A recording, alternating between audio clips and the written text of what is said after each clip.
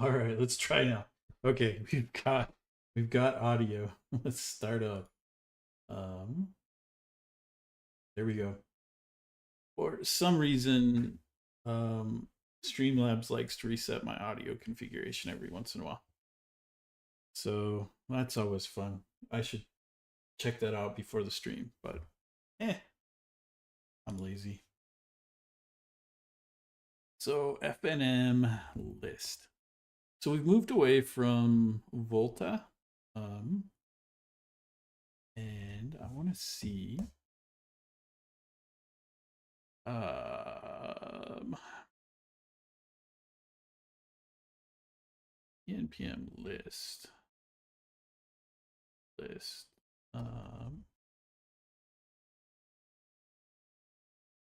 Thought I installed it globally. Oh no, I didn't. um I just fixed, there we go. Now I should get ncu dash dash version. Perfect. Okay, so if you guys don't know, I've been using Volta. Actually, first of all, welcome to the stream, everyone. um it I've been very off and on lately. There's just been a lot of things going on. Last week was the Independence Day celebration, stuff going on, and I was spending some time with family.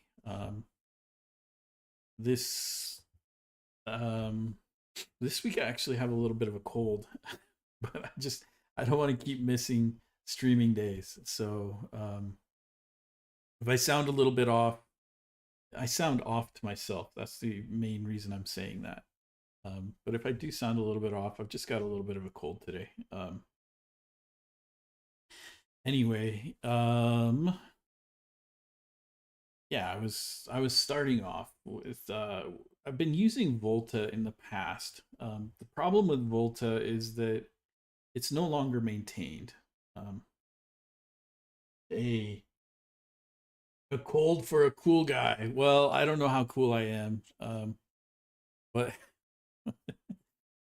so I don't know when they started using the term heat dome, um, but it's, I don't know, it's fairly recent as far as I know. But right now, Utah, like the West Coast, is under a heat dome, and so today, what is it saying? Today the high is supposed to be 102. Um, I don't know what that is in Celsius. Um, for those of you who are not American,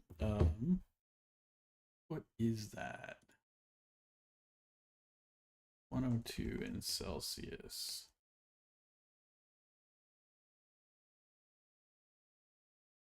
Um, so like 39 degrees Celsius. It's supposed to be pretty warm today.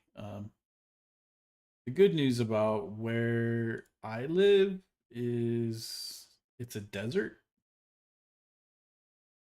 I don't know why I sound like I'm asking questions here. I live in a desert. Hey, Sky Zero. I live in a desert, and what does that mean? Well, that means that humidity is ridiculously low. So on days when it's like 102 degrees outside, it's not as dangerous as places with high humidity, because if you can get to the shade and you stay hydrated, the sweat works pretty well. You get a breeze under the shade and you can cool off in 102. Um, Once it starts pushing above 110, then you really need to start worrying. But it's not like, like if you're in Atlanta or someplace with high humidity and it starts pushing over 90 and now you've got serious issues. It is hot when you're outside, like you just feel the heat, and it's hot, but it's definitely not as bad as a lot of other places. Um, anyway, totally, totally off on a tangent. hot day. Um, but yeah, we just upgraded to use FNM. I don't know a lot about FNM. I know there's a list. I know I can use with FNM. I've installed 22 through 26, um, and I've set my default version to 26. I also used anti-gravity to set up um, just set up stuff in the background, right? Um, so that's where we are now. I do want to get the anti-gravity stuff running here because we're probably going to use it. And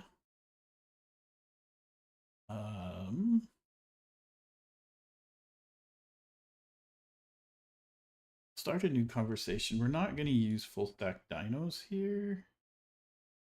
We'll start a new project. We're going to skip the folders. Actually, no, we're not. We'll do this here in a second. So for those of you guys, I don't even know where I was going with that sentence. The reality is, most of the work that I do is AI and agentic anymore. And I was talking with my boss last week as we were in a one-on-one, and he was asking me if I'd ever used the agent development kit. So this is Google's ADK. It used to be the Firebase ADK, but this has now become just the Google ADK. It allows us to develop agents in Typescript. And we can build some cool stuff with it. Like, I don't know if you guys can see this very well, but this is A2UI right here, which is something we want to use in the future. I also want to see if I can build like an agent. So part of the Angular dynos that's broken is the whole piece that gets the dyno information. I want to see if we can build an agent that does it, but I also want to experiment a little bit. I'm going into this blind. I've looked at very, very high level stuff, but I haven't actually built an agent with this. So we're gonna we're gonna work through this together and see how easy it is to build an agent. Like, I do have some familiarity with building agents and stuff like that. Um, so I think we'll be okay there. However, I've never actually done it. Um, and so I'm very curious about how it'll go. I do have an agent that I want to build. Let's see if I can find my Excalidraw. There we go.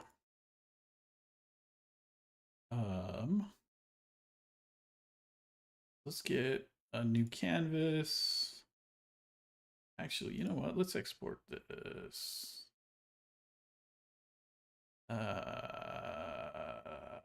Just lazy today. I can recreate it if I need it. The idea for our agent is we're going to have something that I've been experimenting with quite a bit.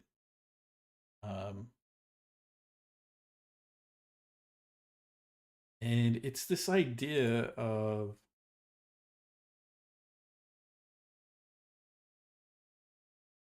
basically four sub agents. So this agent right here, I call the state or the orchestrator. And its job is to make sure that everything goes how I want it to. This agent right here, we're going to call this one the critic. This agent right here, we call it the advocate.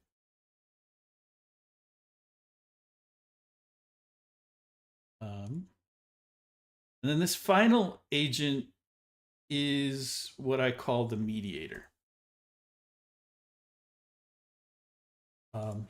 And so what I do is I set up this flow.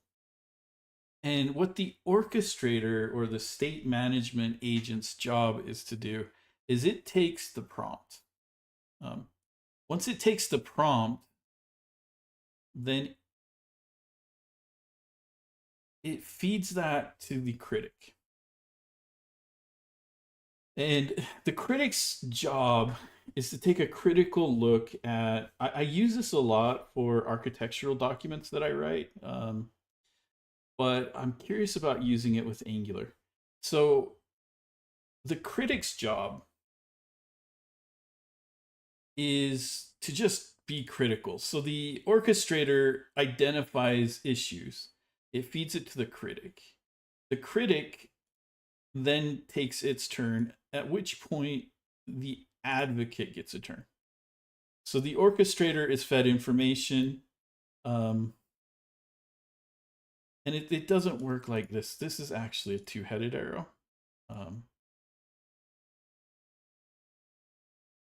So at that point, what happens next is the data is fed back to the orchestrator, and from the orchestrator, it's fed to the advocate. Right, so here is step 1. Here is step 2.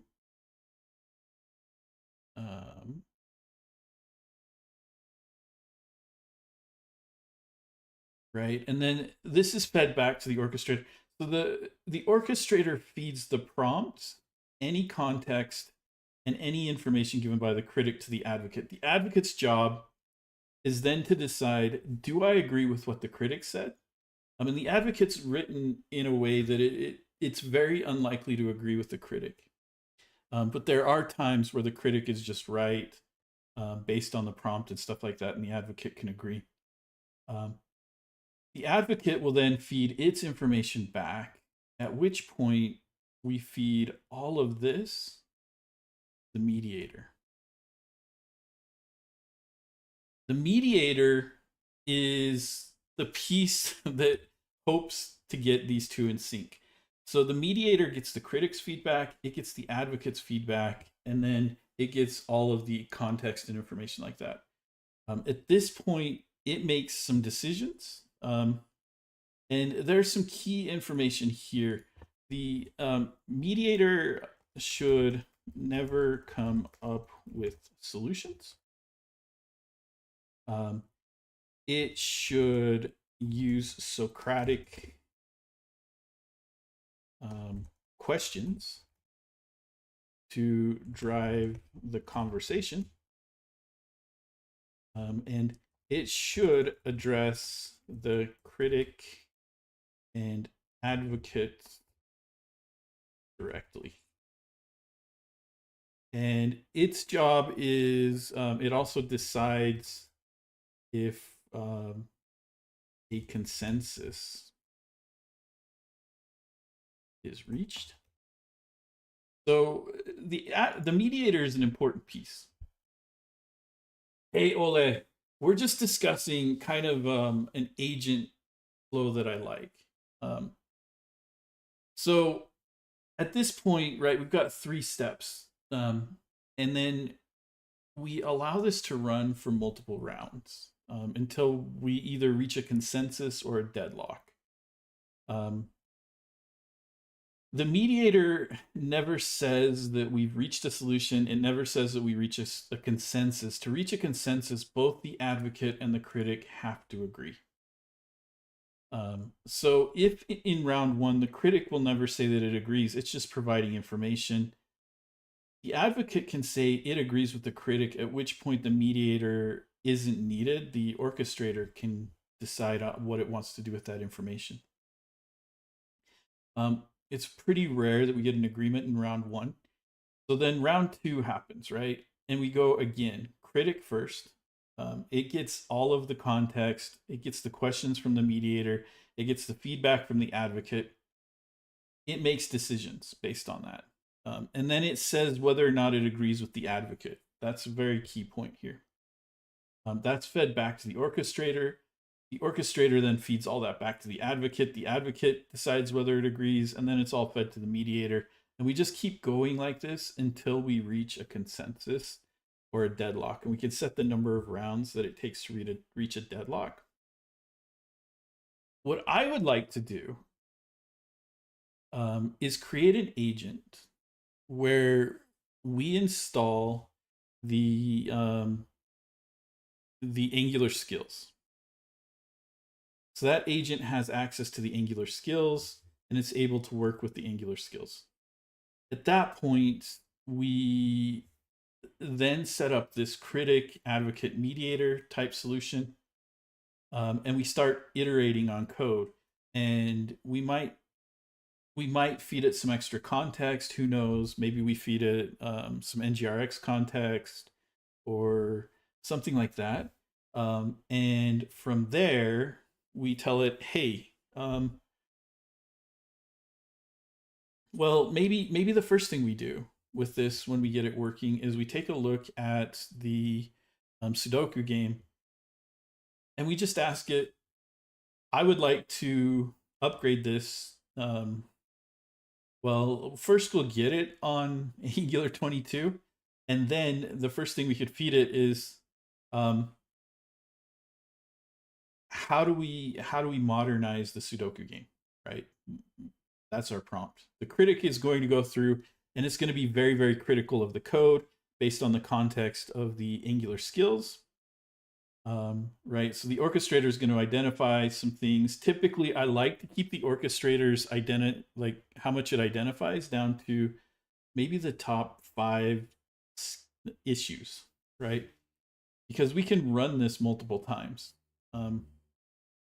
Then the critic is going to kick off and it's going to do things, right? And so we're going to address things one by one. And I'm very curious to see how well this works in a coding context. It works extremely well in a document context, but I'm very curious to see how an agent written this way will behave in a coding context. So that's kind of that's the idea of what we want to build. We're newbies. I've never used ADK before. So we're going to figure out how to do this. So I'm interested in ADK because I don't like, eventually maybe I'll learn Go. I know Java, and I can do Kotlin, but I'm not really interested in these ones. Because if we look at ADK 2.0, eventually it'll be Python or Go. So maybe one of these things is, it's really tough for me to decide because Python might be the right way to go. Go is something I'm interested in learning. So, there's some stuff here, right? But for right now, we're going to stick with TypeScript. We'll stick with the ADK 1.0, and we'll build some agents in 1.0, and then see if we can upgrade them. But yeah, there's a lot here, and so I've clicked the start building. I'll tell you guys this. I've clicked on the TypeScript quick start, and I have I've read through this, but I have not done any of it. And so we're going to see how well this works, right? So we're node 24 or later, npm 11.8 or later. We'll see if it works with pnpm. I'm very curious about that. In fact, well, we'll ask it. So it does have Windows specific instructions here. We're in the dev folder now. And so we are going to we're going to make my first ADK agent, right? And we're going to go into that project. So at this point, it's saying that there's some stuff we need to do, right? And to be fair, let's start this up and get cracking. And let's get this directory under version control right away. And one thing, if you guys have suggestions or questions, please ask them. So we're going to open dev. We're going to go to my first ADK agent, and we're going to select this. We're going to initialize this. Could not write. Okay. Why?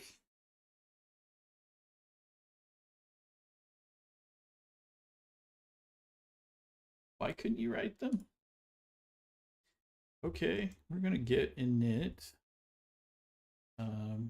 Yeah, we'll call the branch main. That's fine.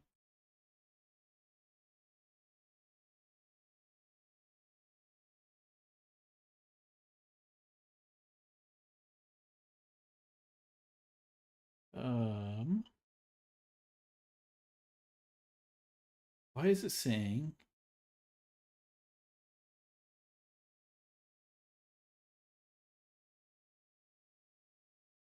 Why can't I see the .git file?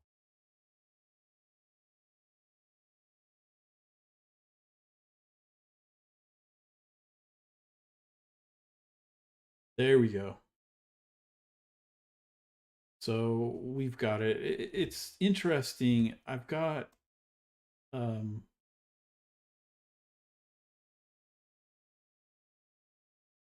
I've got icons installed, but I've also got so Microsoft just released stuff that allows you to do like grep in Windows. I think it's called like console extensions or something like that.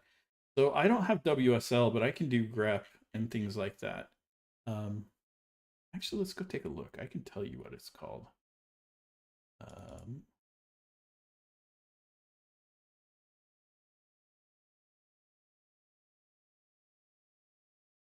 Eh.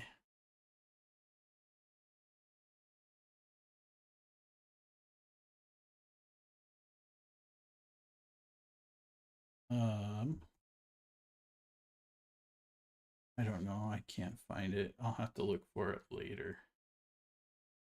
But Jason did a flip. I did. It was crazy. So let's see now if I open. Okay.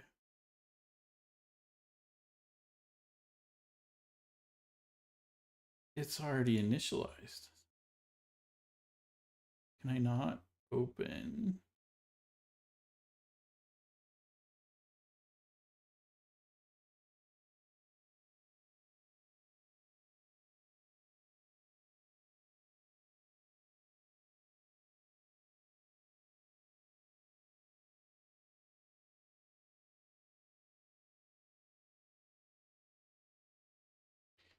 Yeah, you can't write it because it's already there. Like if I do a git status here. Yeah, so we've already got this initialized. Let's see if I can. I wonder what Git Kraken is missing.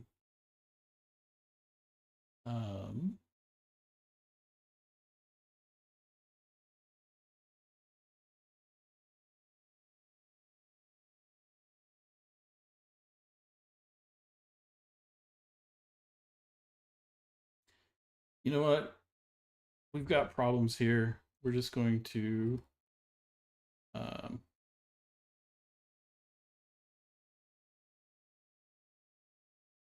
um,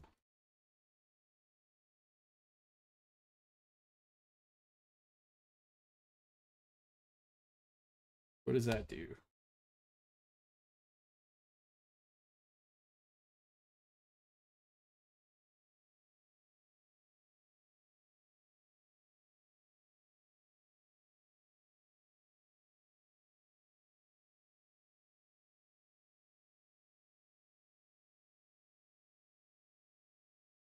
You know what? We're going to go about it a different way.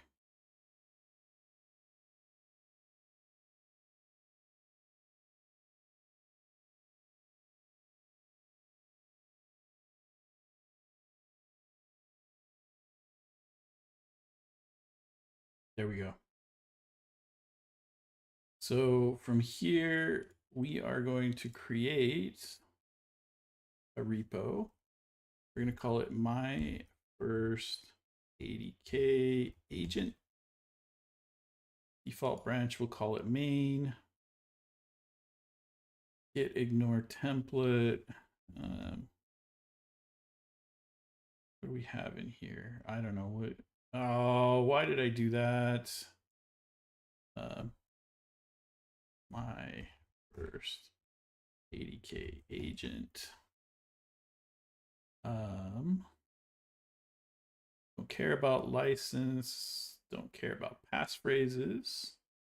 We're gonna put this up on GitHub. It's my account. The description is testing, creating an ADK agent in Typescript. Public access. Clone it there. That'll go there. Default branch is main. That all looks good. We'll create the repository and clone it.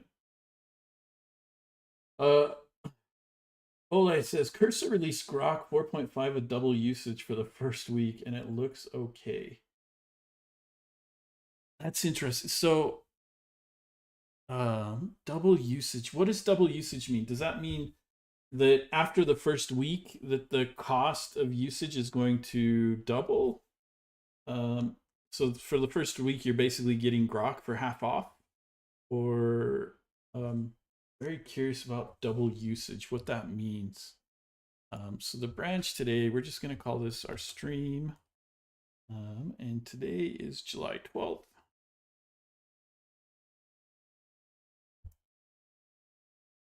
So there we go. We're on the new branch.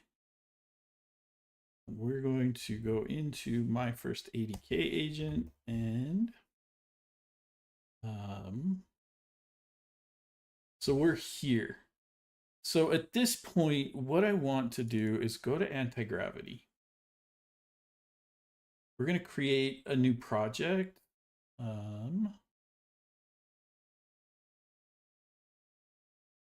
So a new project. The folder we want is in our dev. My first ADK. Great.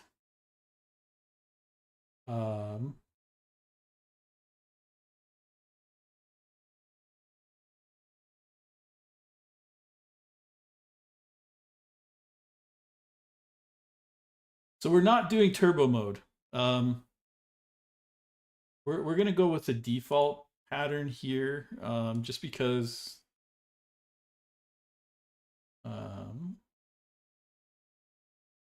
that's what we're gonna do. So we're in my first ADK agent. We're using Flash Medium. There's you know, different models that we can use here.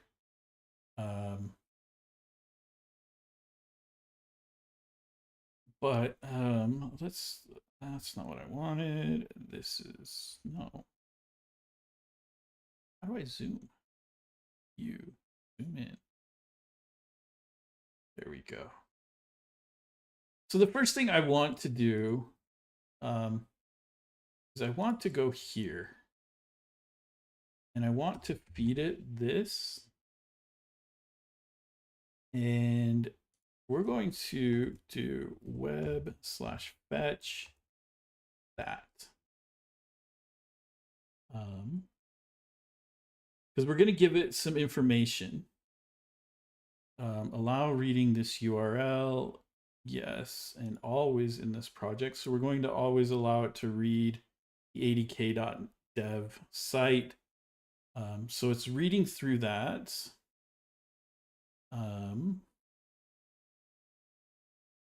Yes, we'll allow. That's the other thing is it's allowed the extensions.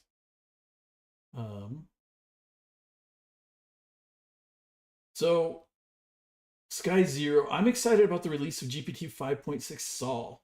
So you're gonna have to tell me about 5.6 and let me know what you're excited about. Maybe you have 2 times more tokens than you will have the next week. Yeah, that's what I'm wondering. I see Sol and Cursor already. I want to try it when I finish something if it can improve what I've done. Yeah, that this shouldn't take this long. Um,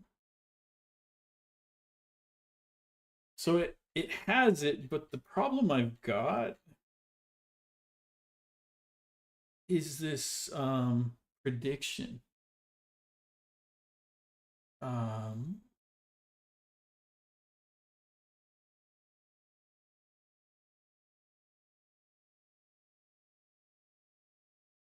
so it actually got the file using curl. That prediction, it doesn't allow predictions in. Um, so let's see how we fix this, right?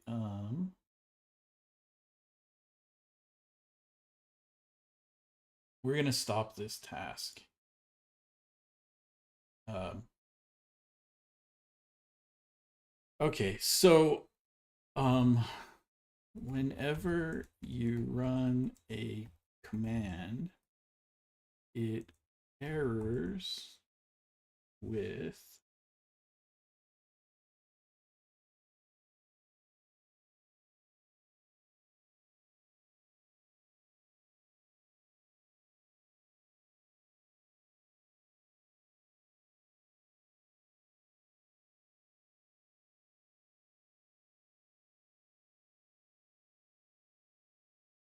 that.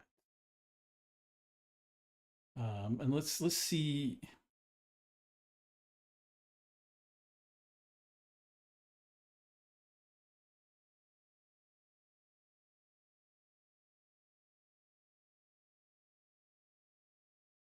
We're going to allow it, but I'm curious if there's a way for me to disable the history and prediction.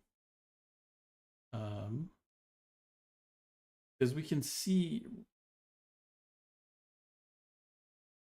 we get that immediately.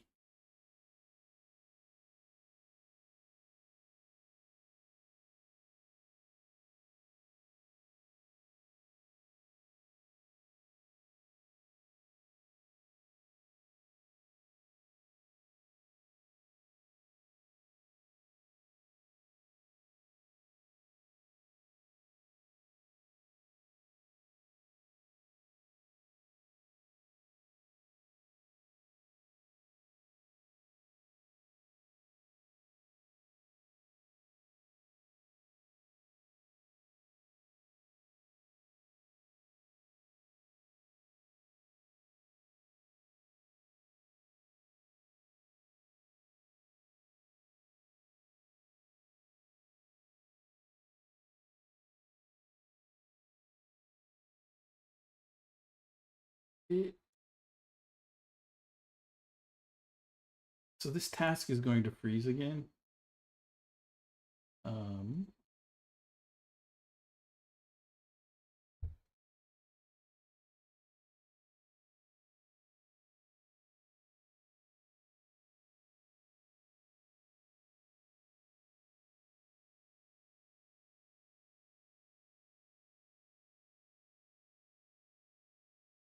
we're going to allow it to look at my PowerShell profile.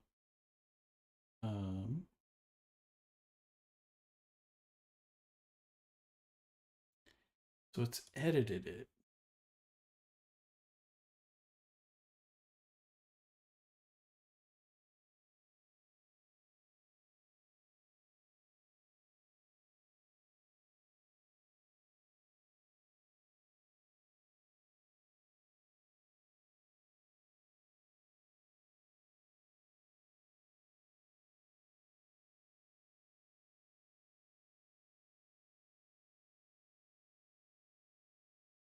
Now we can review what it did. So basically it took these read line options and set them inside of a console host.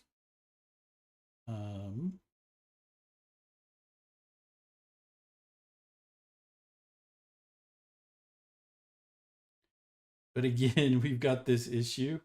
Um, let's let's stop this task. And let's restart anti-gravity and see if that solves my issues.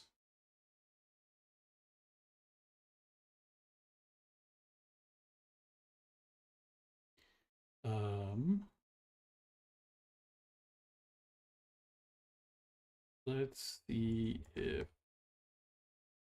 I restarted to see if a new console host helps.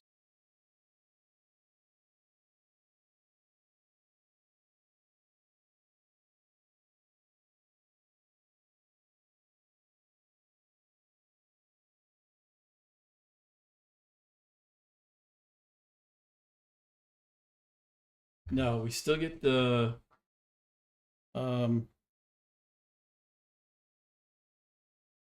we still have the error in the task output.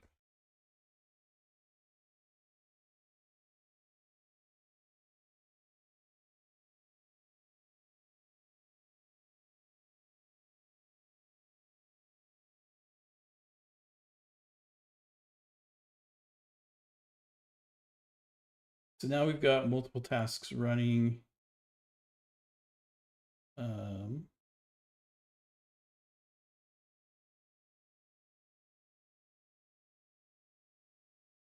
That one's going to break. Let's review what it changed.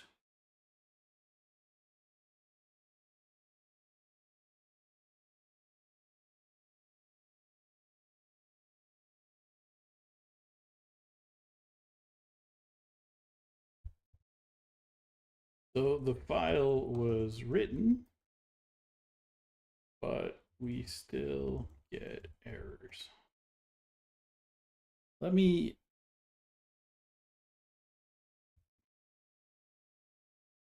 start dollar profile.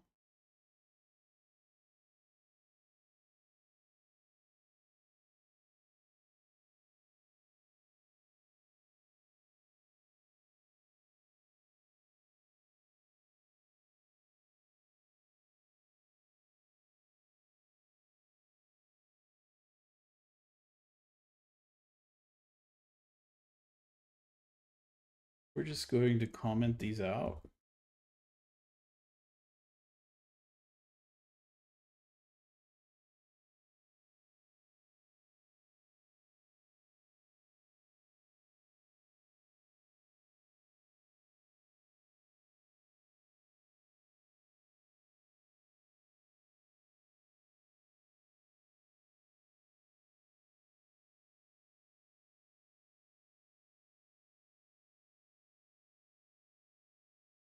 Let's see what happens here.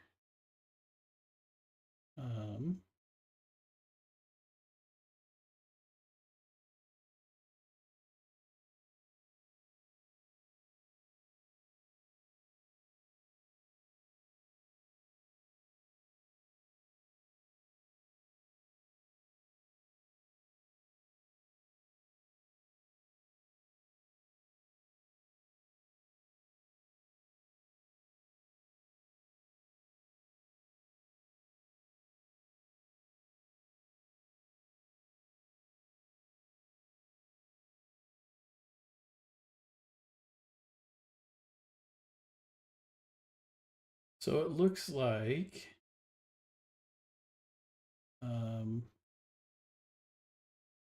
the output looks like it works, but the task is frozen. And let me zoom in a bit more for you guys.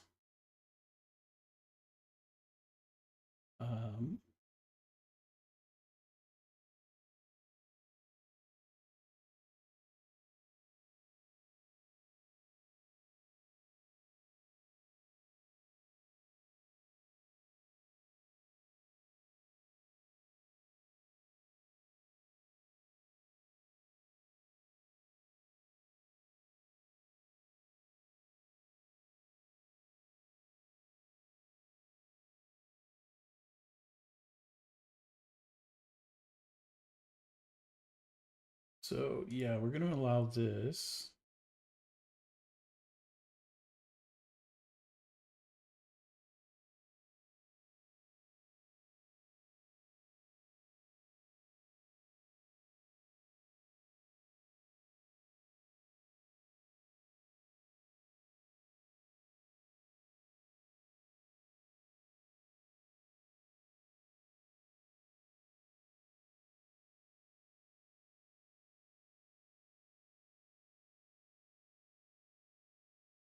Oh, wow. So it really added a bunch of stuff there.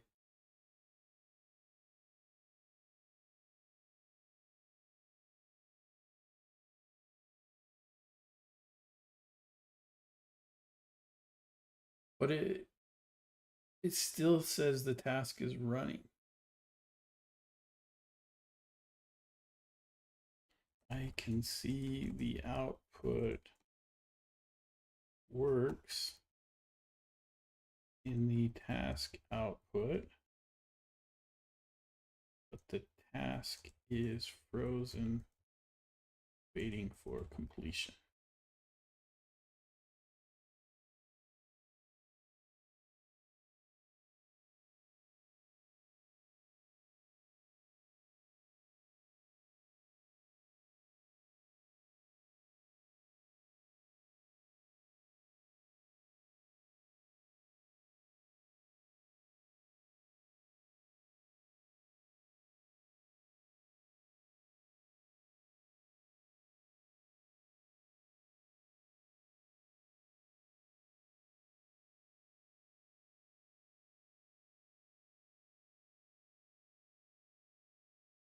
We're going to allow it to write a PowerShell command. This is a little bit frustrating. Um,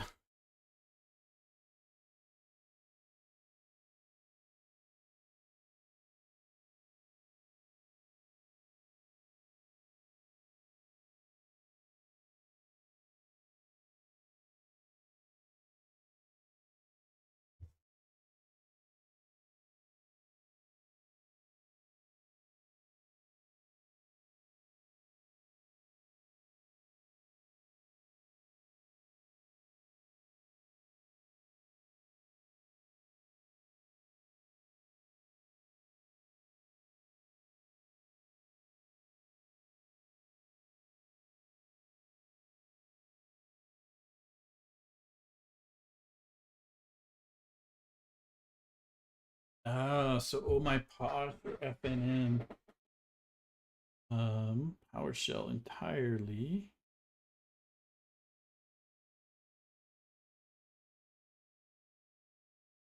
So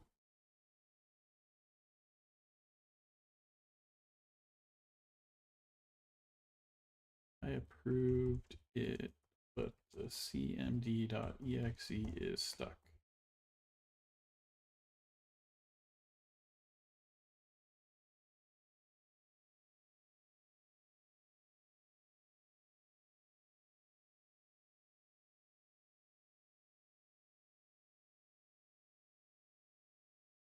What changes did we make this time?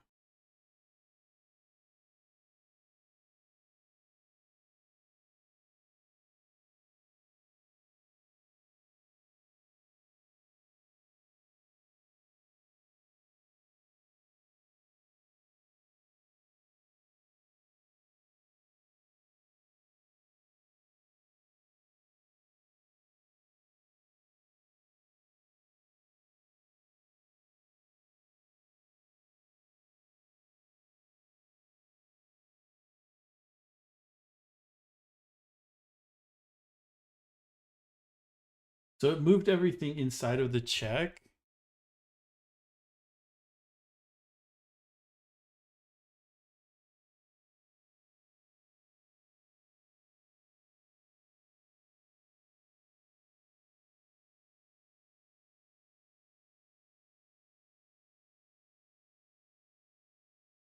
So at this point, it looks like our tasks are completing. Um,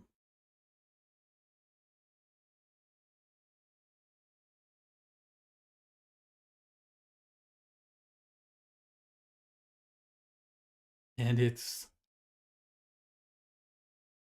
everything seems to be okay.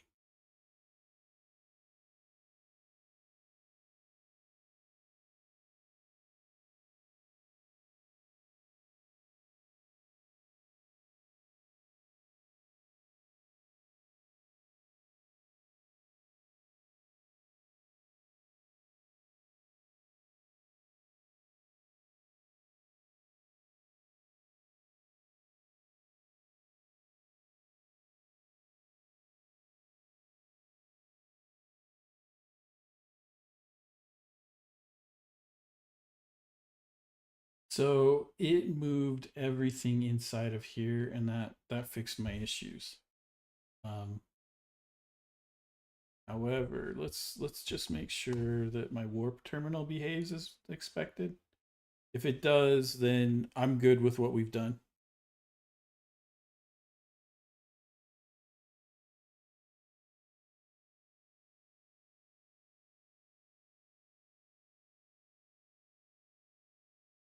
It looks like it does. It looks like it looks like it's initializing the stuff that takes a while. Yeah.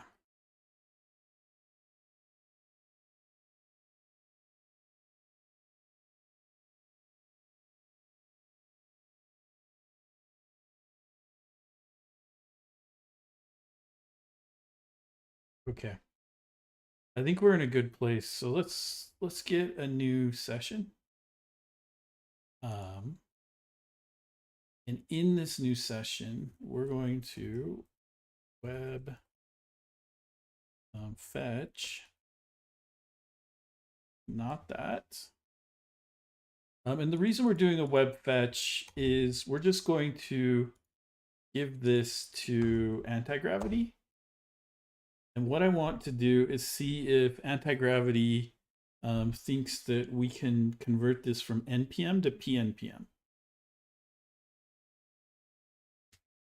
Because I would prefer to do these instructions with PNPM, but if I can't, then we'll use NPM.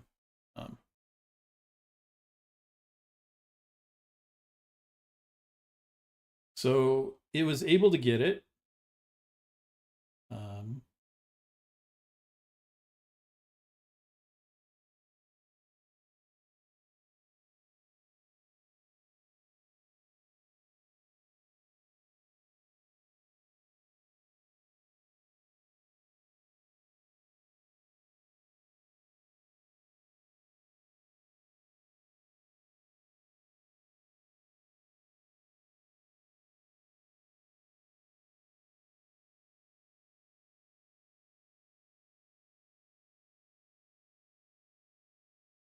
Oh no.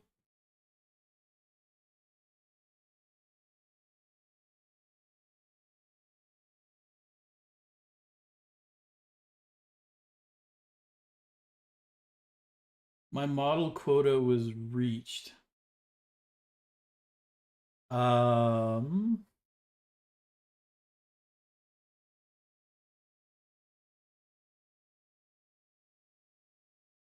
shouldn't anti-gravity...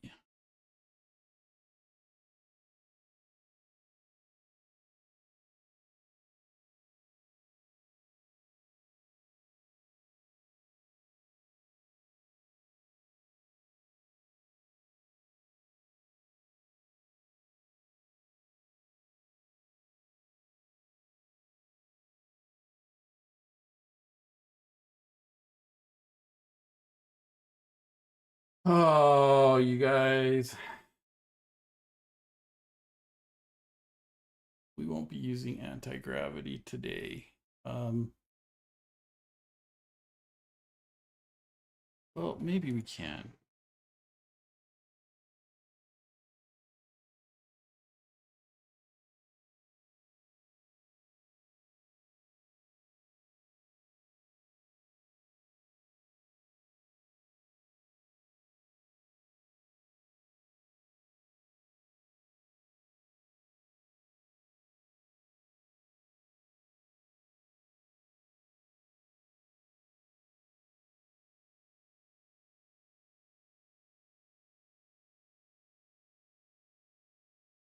See, I have a Google developer account. Um,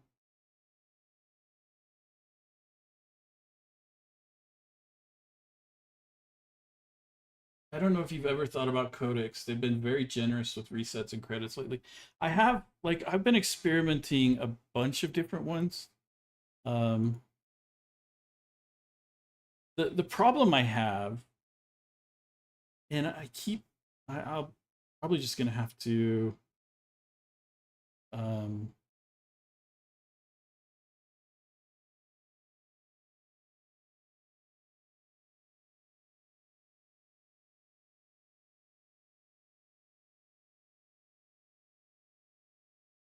see. It's only allowing me to upgrade here, which isn't what I want. I do have a Google developer account, and I do have an API key set up, so I think we can still do this. Um, I just don't know that we can use. Um,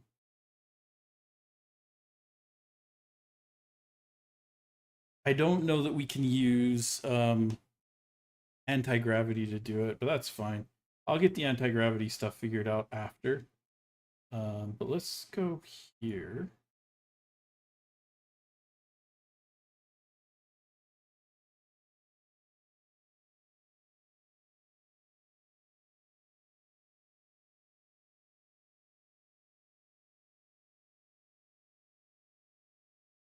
And we're gonna try this using PNPM. Um,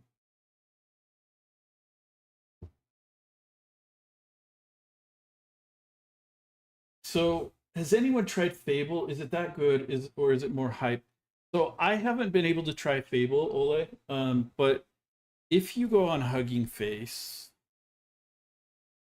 here is this Hugging Face? This is Featherless. Go on Hugging Face.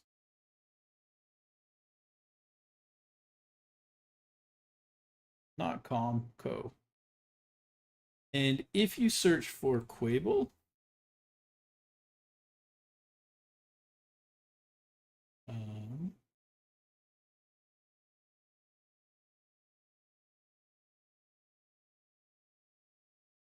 whoops. So there's a whole bunch of stuff where when Fable and Mythos were first released, um, people took traces of them. And Quable is a trace of Fable that brings Fable's reasoning into Quen. Um, I've experimented quite a bit with Quable and liked it. There's like Quithos, there's Quable. Um, I don't know. There's a bunch of different Quen models that use Claude traces to do some interesting stuff. So if you're curious, this might be something. I don't know how good it is.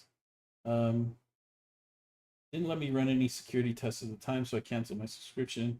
I personally prefer Codex for this. Please refrain from sending long messages. Ah, let me give you guys the ability to send long messages. What a bunch of crap. Um,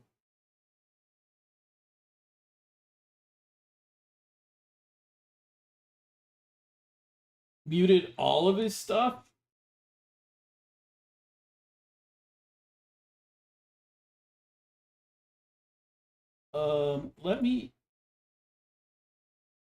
Let me see if I can undelete this.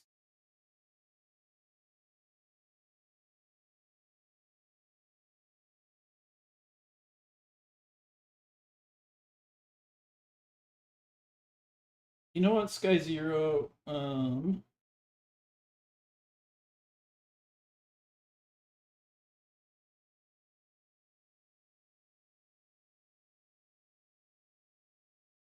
You're a mod now. Um,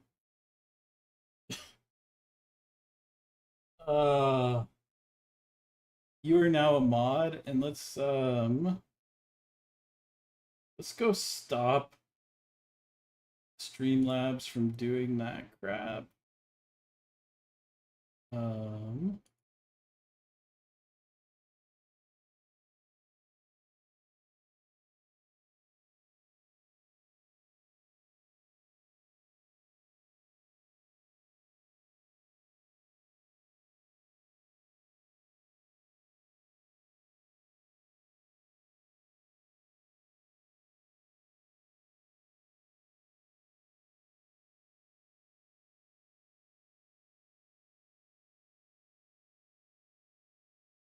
We're gonna set like a 2500.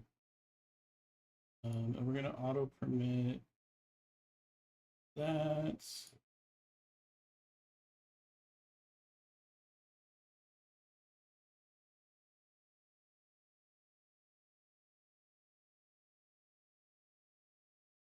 All right, I apologize for that. Um,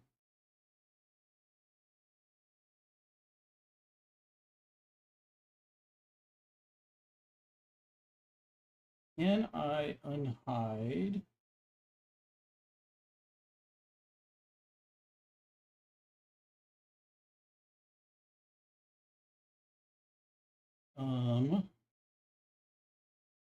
There we go.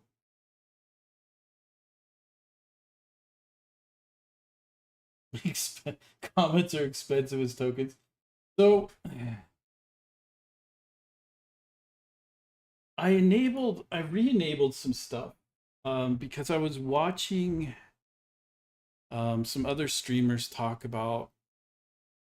My chat was basically wide open for a long time, and maybe I'll put it wide open again. But I was watching some streamers talk about being banned for people coming in and doing Twitch troll stuff. Right, is probably the best way to put it. Um, I don't want to get banned. Is basically what it happens. Um, the bot did, like, I can see your deleted comments, and in Twitch I would normally be able to undelete them. Um, but for whatever reason, I can't I can't undelete your stuff, and it's annoying, is what it is. You're even you're even marked as my #1 fan, and it's still doing this crap. Um, um, but hopefully, as a and why did it delete all of your messages? Like, I don't know why YouTube's doing that. Hopefully, as a mod, guys, you can put your stuff back. I don't know. I don't want to dig into it too much, but I'm hoping that you can get your messages back. You should at least be able to access them and see them. And hope, well, I know as a mod, it won't be stopping your messages either. Like, I don't see anything about it. It's just that you went over 120 characters, which is a ridiculously low default that it had set. So I turned the paragraph protection up to much higher threshold, 2,500 characters. I don't foresee anybody who's not trolling doing that, but we'll see. We'll see what happens. Anyways, let's see if we can get this stuff to work. So we're going to do a pnpm init dash yes.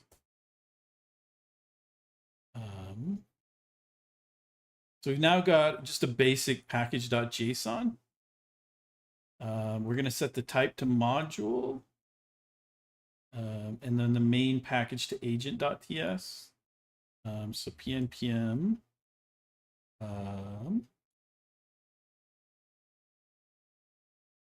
I'm just going to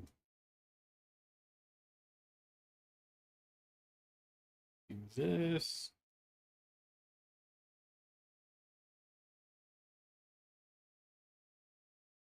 So the type is now set to module. The agent.ts stuff.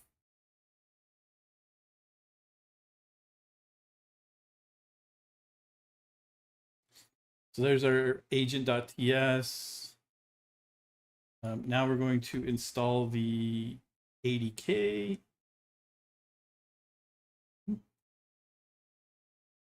And it looks like this is all working just fine.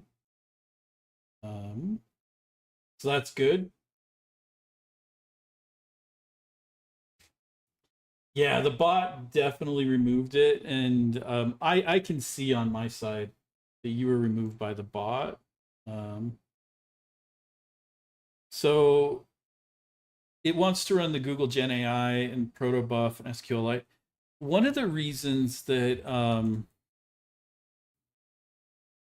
that PNPM hasn't had the same issues that NPM has had, and it's the reason that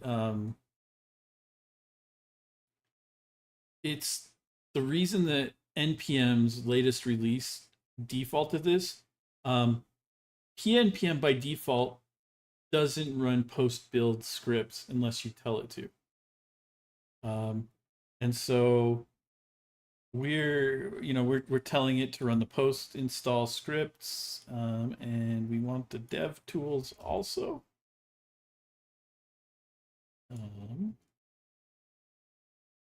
And not npm, PNPM. So there we go. So now we've got the ADK tool chains and stuff in there.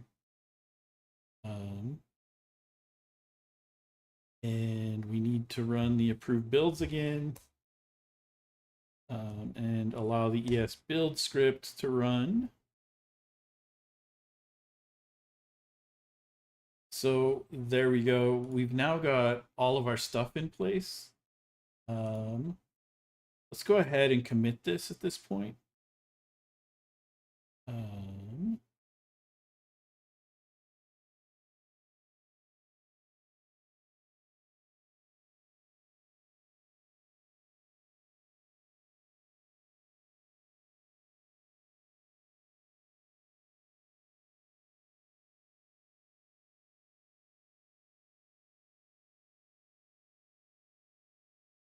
Why is it not picking this stuff up? Where did I do this?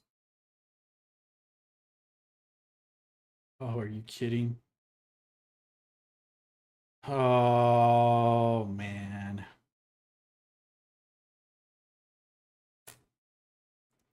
Well, that's awesome.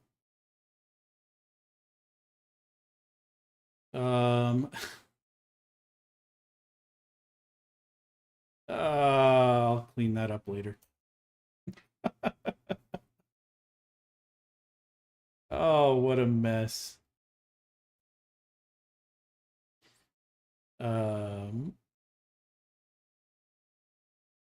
What a total mess. So I ran that all in my home directory.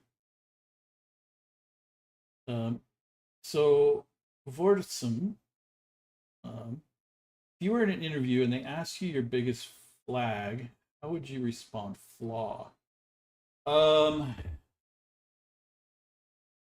Man,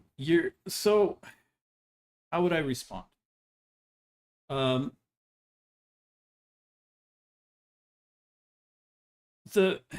It's a horrible question. I'll tell you that right off the bat, right?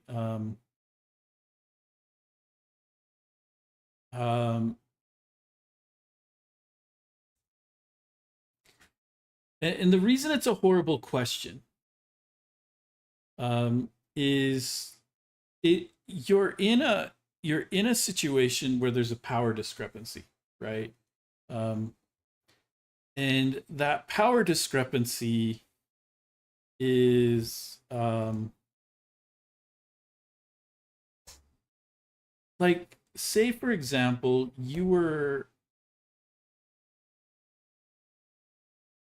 it's like when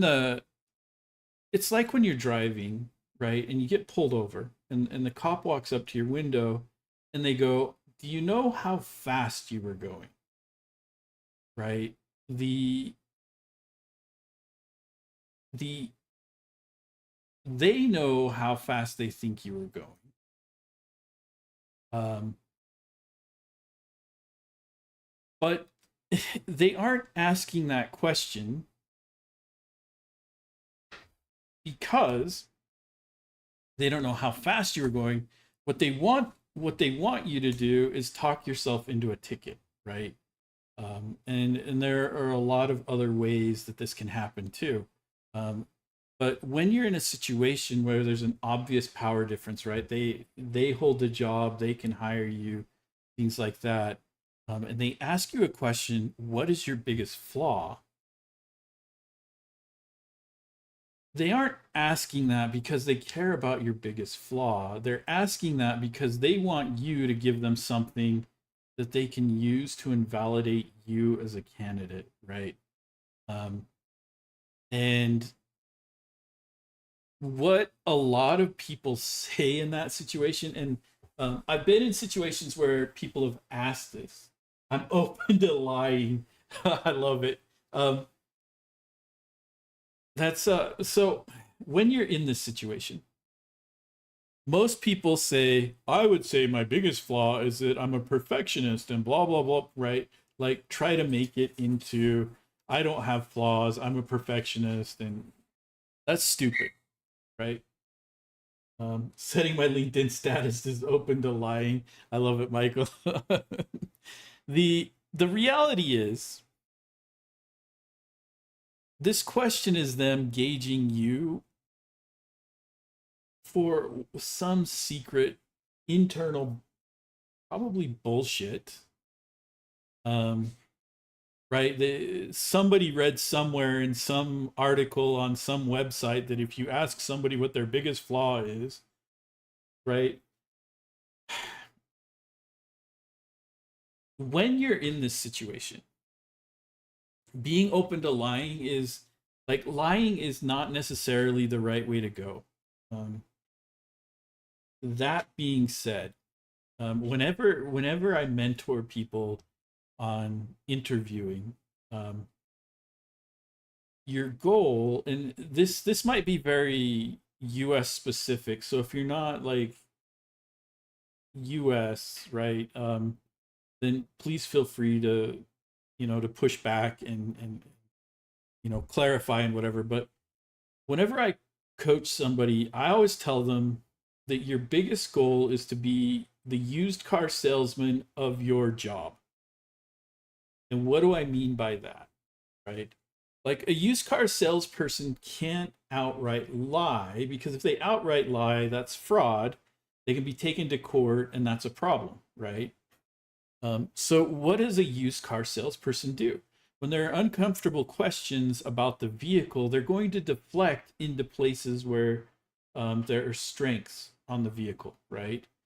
So, if you notice a strange smell, um, you're going to be like, hey, what's that smell? And they're going to be like, oh, check out the sound system. Check this out, right? Because maybe the previous owner put in a cool sound system, and they're going to crank it. And they're going to get you talking about the sound system rather than what's that smell, right?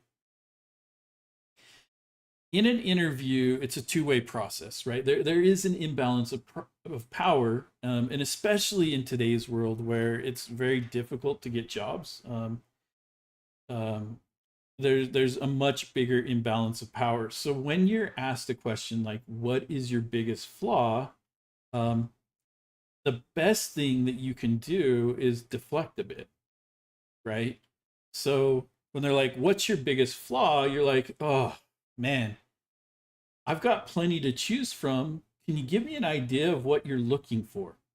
Right? Push that uncomfortable question back on them. You know, um, you're like, it's difficult for me to pick a flaw. Maybe if you can give me an idea of what you're looking for, I can help you discuss that, right? But in that case, you're deflecting from you and your biggest flaw back to the question. And you can start talking about the question itself. And maybe the interviewer will realize, hey, this is a stupid question. But I don't think you should ever just answer what's your biggest flaw. I think it's a trap. I think it's very similar to, when a cop pulls you over and he's like, "Do you know how fast you were going?" Um, if you just answer, you're setting yourself up for whatever the negative outcome is.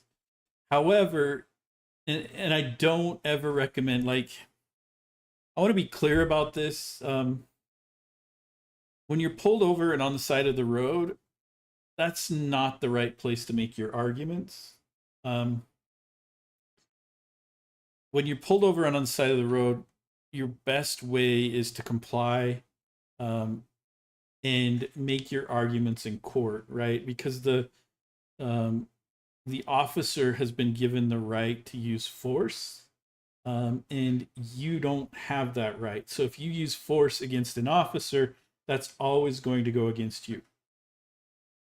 So whenever you're being detained or pulled over, it's always best to do your best to comply. Don't give up your rights, and don't take legal advice from me. But I just want to say, don't argue, right? Be very, very careful. However, in an interview, I'm happy to give advice. Um, and my advice is, um, feel free to ask about the questions. Feel free to be like, I'm not sure I understand what you're asking. Um, are you asking, can you give me some examples, or can you give me, right? Get the discussion away from you and into, what the question is looking for. And if you can get them to start talking about what they're looking for, and even if they're like, well, an example might be I'm always late or blah blah blah, you're like, well, you know I'm not sure what I could give you. Can we talk about, what exactly it is you're looking for, so we can discuss that topic instead of, I right. It's this is why, practicing interviews and getting people to ask you that question and becoming comfortable coming up with, ideas. And if you can find a friend who's good at, just stick to trying to get me to say my biggest flaw, and then you practice changing the question, or changing the discussion. um, the reality is that um, in most interviews, typically the person who's hired is often the one who is charismatic, and builds a good rapport with the person doing the interviewing, right? So don't come into an interview being antagonistic, but at the same time, um, don't feel like you have to answer questions like, what's your biggest flaw? Instead, start talking about the question itself. Maybe deflect from your biggest flaw into, you could say something like, just depending on how they're feeling it out, like, I'm not comfortable talking about flaws, but I would be happy to discuss, and then pick an item from, your resume. I'd be happy to discuss the time when I worked on this project for this company, and I did X, Y, and Z. Over the course of that project, there were some difficulties that we identified. These were the difficulties that we identified, and this is how we solved them. Right? Again, taking that focus off of you, right? Using that used car salesperson mentality of, we're not going to talk about my flaws because I've got plenty of them. Let's deflect into something real that I feel comfortable talking about, a big project. And hey, there were issues. And hey, this is how we solve those issues, right? Um, it's all psychology and strategy, and, your goal is to be charismatic. Your goal is to build a good rapport. Your goal when you're interviewing is to get them thinking about you as a potential member of their team, right? So um, you could even go one step further and be like, if I was working for you, I would take what I've learned and apply it in this way. Um, so yeah, um, yeah. Never say I'm too perfect or um, I'm a perfectionist. Like everybody who's asking that question has heard it over and over again, and that's one of the things that's going to weed you out because um,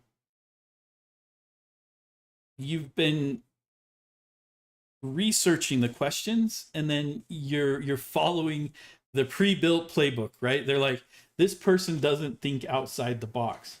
Weed you out, right? Immediately. Um, Instead, take the time to um, think about that question. And you don't have to answer the question as asked.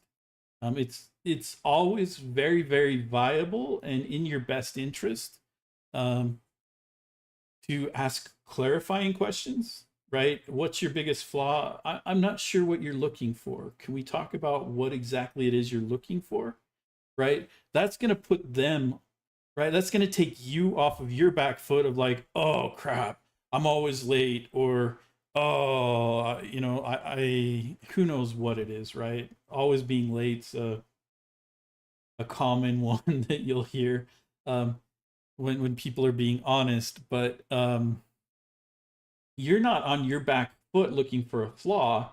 You kind of flipped it, right? The Uno reverse of now they've got to take the question and make it something that you're comfortable with.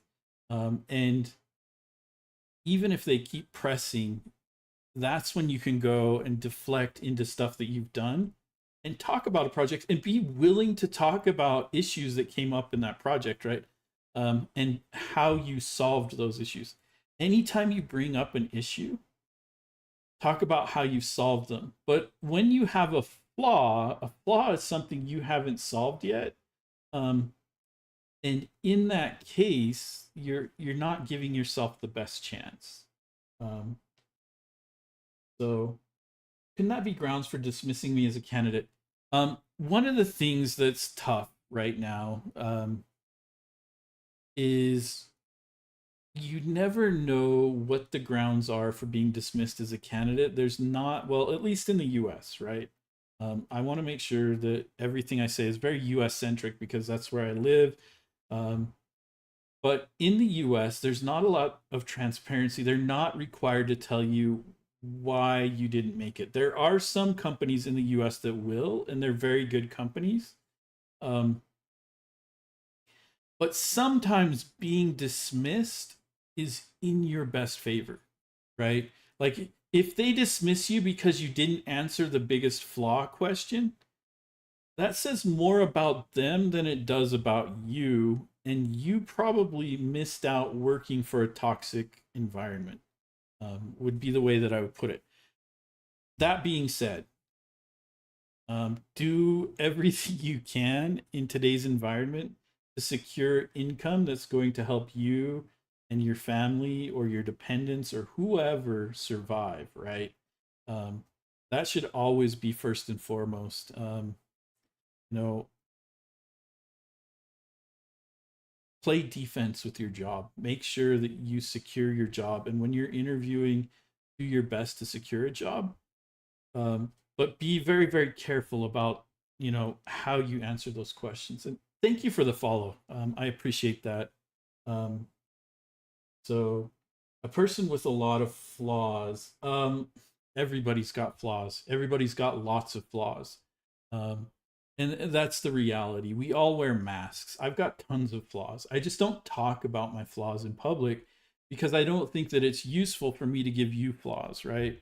Um, I do talk about some of my flaws when I'm streaming. I'll talk about, how I get in my head a lot, and there's just, a bunch of different things, and you guys may hear um, just different things as I'm talking about life stories. But there's a whole bunch of other flaws that I just don't expose to people. We all wear masks, right? All the time. We wear masks when we look at ourselves. We wear masks when we talk to other people. We wear masks when we go to work. We wear masks when we're out in public. And these masks control what information we're willing to share with people. Um, Everybody, including the interviewer, has tons of flaws. It's like if they want to dismiss you for that, whatever, that's on them. Um, and yeah, please feel free. 99% of the jobs we have here are from USA and EU. Yeah, I would be willing to bet. And I'm willing to bet that a lot of EU stuff is similar. I don't know because I know the EU protects the workers better than we protect the workers in the US. Um, so, but in the US, well, and I would be willing to bet across the world, um, the way you get a job is by being charismatic and getting that person to see you in that job. And yeah, I'm I'm happy to answer questions like that. One of the things that this stream is for specifically is to help you guys navigate just what it's like being in the tech world. I've got tons of experience. I took my first tech job in 1998. So I'm getting close to 30 years doing this professionally. Is that true? That's crazy. Yeah, crazy to think about that. Um, I had to do the math in my head again. Yeah. So no, next year in 2027, I turn 50, which half a century is a crazy amount of time. Um, but as far as I'm concerned, the code and stuff like that is a vehicle for us to talk about things. And if I could teach you guys how to do coding stuff and help you navigate other things, I'm happy to do it. Um, Interviewing is difficult. It's probably my weakest skill. Um, Both being the person doing the interview and being the person who's being interviewed, right? Being the interviewer and interviewee, those are probably my weakest skills. And I've received a ton of training on how to interview others. Um, and you know, I won't say I've done a ton of interviewing myself. And but I've seen a lot of people come through interviews, and I've read a bunch of information on interviewing. Um, so hopefully that helps. You'll have to let us know. Are you looking for a job right now, Vortison? Um, anyway, now that I'm in the right directory, we've got our files. Um, we are going to ignore. I want to ignore node modules. Um,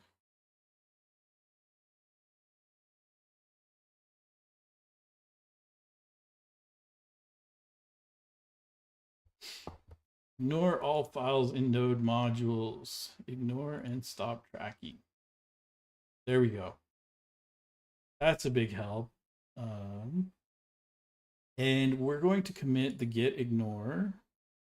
We're going to commit the package JSON, the package log, and our workspace.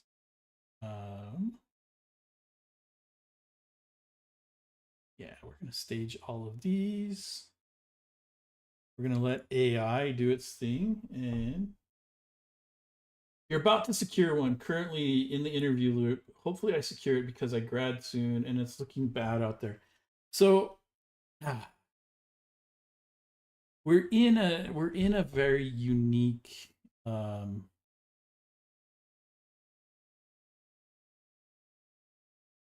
I was just talking about this, and I'm being sniped here a little bit. When I say that, don't feel bad, Vortisum. If you're new, I did see Michael on NG News. Well done, Michael. You did an awesome job. Um, Back to Vortisum. If you're new here, when I say I get sniped, it's something that everybody does. I come into these streams with a goal, but my community is important to me. So the goal of what we're trying to accomplish is always secondary. Um, so yeah, I'm being sniped a little bit. Got another one just being polished. That's awesome. I'm looking forward to it. You're doing a great job, man. Um, so when we talk about the job market right now, I just had a discussion, and I had this discussion with 3 people at work. Um, and so one thing I can't do is I can't tell you what company that I work for. There, there's a bunch of reasons why. You can go look it up. But everybody I'm talking to is like director level or VP level in these conversations. Um, and so, you know, the people I'm talking to, we were talking about what the industry is right now. And one of the things that I think a lot of people haven't caught on to yet is there's very little value in the code that we deliver. Um, and this always hits engineers and people who've been in the industry hard. Like it hit me hard when I made this realization. It actually put me into a bit of depression, realizing that our industry has changed so much that something that I've spent years of my life perfecting really has very little value. And sometimes I would even go so far as to say there's almost no value in the code that we write or the code that we deliver. Um, and the reason for that is that we're in a race to the bottom with agents, right? With LLMs and agents and things like that. An agent, even with super expensive tokens, is always way less expensive than I am. Always. It can also work more than I can, right? So even if it's producing flawed code, that flawed code is cheaper. And if that flawed code can do 80-90% of what I can do, then where like that 10%, there needs to be a ton of value in that last 10%, or there's really no value in what I can do, or very little value. And that's what we're seeing right now in the industry, and that's why we're seeing a lot of layoffs, and that's why um, we're seeing just the frustrations that we're seeing across our industry. 2-3 years ago, hey, you two, come here. So I've got Indy, and she's 4 years old. She's a micro mini golden doodle, and she's being attacked by, hey, Sunny, stop, sit down, sit down. He put you down, Indy. Come here, Sunny. Come here. Come here. Ah. So Sunny is a mini Australian Shepherd mix. And I'm not sure exactly what's in there, but she's a sweetie, but she is 4 or 5 months old now. And she is as big as Indy. And she loves to chew, and Indy just really struggles with her. So if you guys heard them below me, you can see even now, like Sunny's love language is chewing. And so you'll see that she just chews on me, and that's just her saying that she loves you. That's just the shepherd in her. So like the shepherd breeds, they nip and bite. That's just the way they are. Indy doesn't like it. Indy, as a retriever and poodle mix, very intelligent dogs, but they don't nip and bite. Indy's a cuddler when she wants attention. Sunny, she'll come and bite your toes, bite your ankles, bite your hands when she wants attention. But yeah, those are the 2 pups making noises down there. No, when I said sniping, you are not bothering. Don't ever take it that way. You're not bothering me, and I probably explained that poorly. Please ask the questions. The questions are what matter to me. Like when I first started streaming and there were very few people, streaming when you have no interaction is actually horrible. It's difficult to do. It's hard to maintain. Um, when if anybody out there is interested in streaming, you have to realize that it's an entertainment platform. Um, you know, people who are really looking for tutorials are going to go to YouTube or someplace else, right? They're going to go read them. They're going to go to YouTube. They aren't going to come and watch somebody write code for 2 hours because they want to learn something. They're going to come watch me write code for 2 hours because they find it interesting. I'm entertaining, and right. So one of the things that helps make it entertaining is interacting with chat, and with the people who come. So please never feel like your questions are a bother. If your questions are a bother, you're probably trolling. I'll tell you you're trolling, and that'll be that. If you keep it up, then we time you out for a bit, and if it keeps going, then we block you. But nothing that you've asked is a bother. Everything that I feel like you've asked, I think is helpful for people who are watching now. But um, I also think that's fascinating. It's telling me that my card on file is about to expire. That's probably true. I just replaced my card. Um, but anyways, you're not bothering me. That's the easiest way to put it. I don't need to qualify it at all. I appreciate the question, and that's why I answered it, right? Especially like questions that I don't want to answer, I'm not going to answer. Um, and so yeah, thank you for coming. Thank you for asking questions, and thank you for the follow. Um, anyway, uh, we didn't get very far today, mainly because I've spent so much time trying to debug anti-gravity. I would like to get my agent working. And they're using Zod. Fascinating. We're using Zod for the parameters. This is fascinating. Let's go do this, right?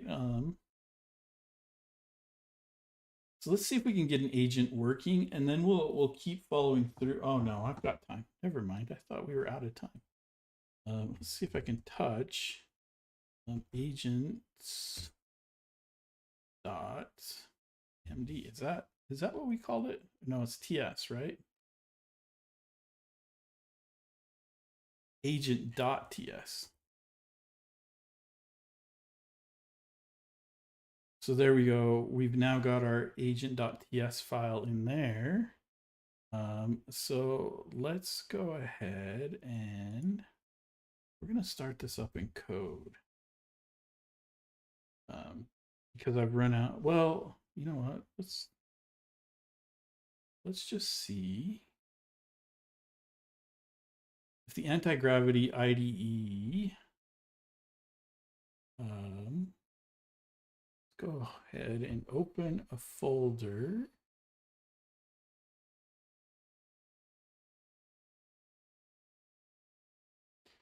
Okay. So there's our agents.ts. Go ahead and get rid of that. So it is telling me that my model quota is reached.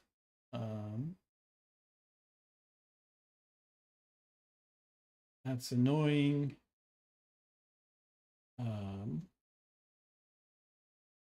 I'll have to figure out how I can provide a key to it. But we'll go back to VS Code, because in VS Code we've got some other agents set up.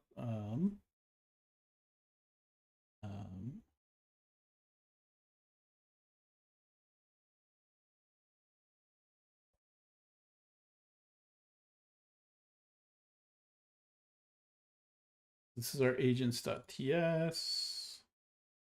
I don't want to install this.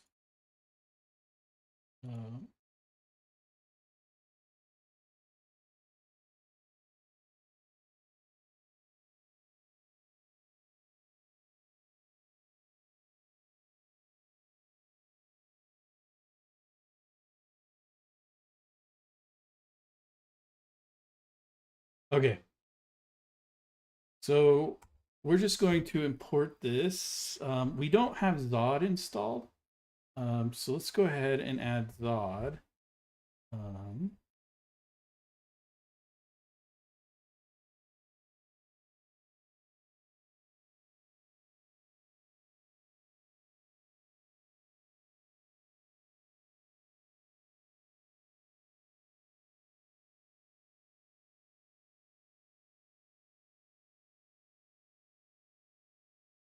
there we go. Now we've got Zod installed. That should now work. So we're all set up here. Um,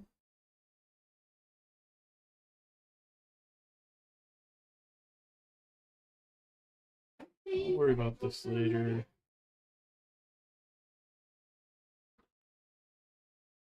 Um,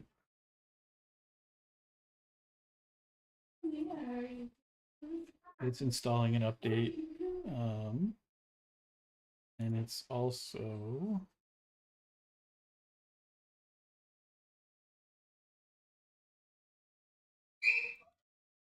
it wants me to sign in. I'll go ahead and sign in.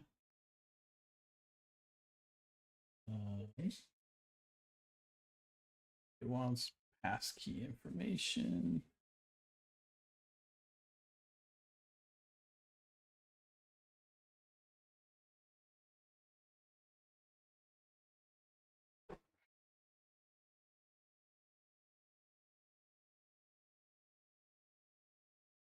There we go.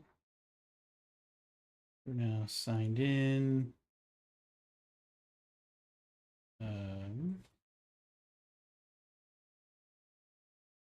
We'll restart to update this also.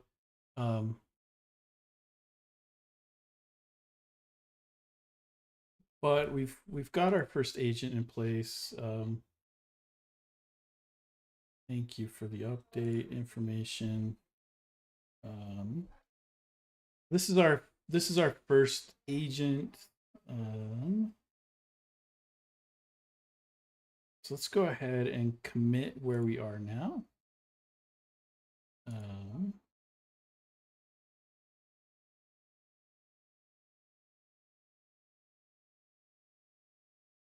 So we'll go ahead and commit this. My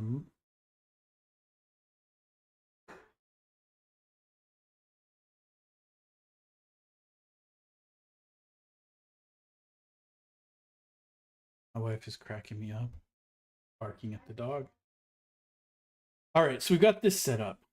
So the next thing it says is this project uses the Gemini API, which requires an API key. If you don't already have an API key, on the API keys page,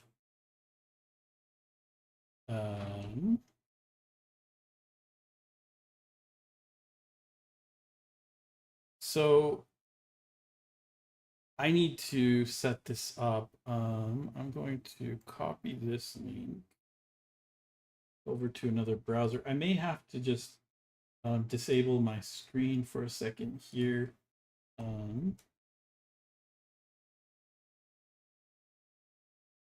Yeah, I've got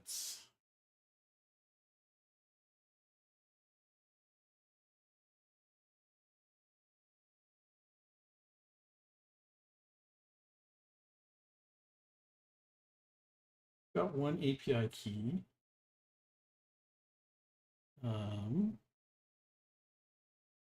And just a second, we are going to go to here.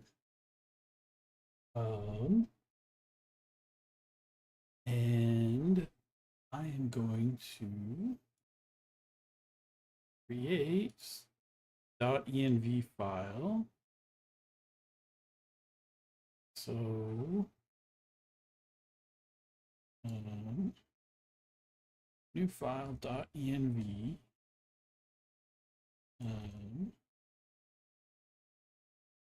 And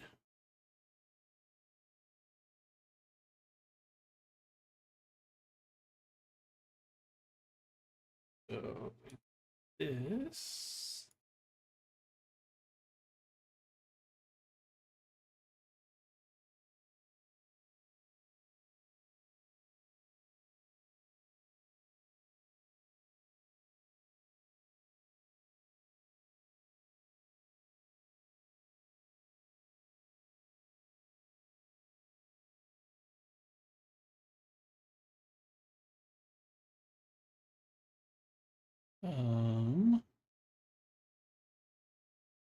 Now I'm going to close my .env file and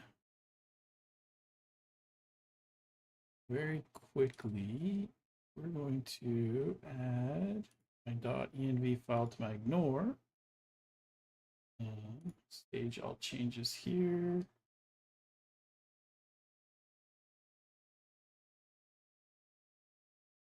Okay, should be able to. Yeah.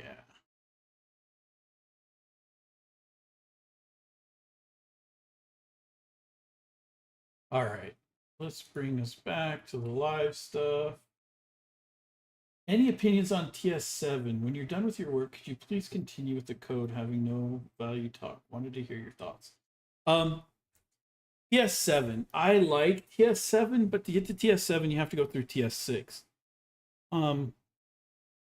TS6 and 7 changed the way that TS files are discovered for the better.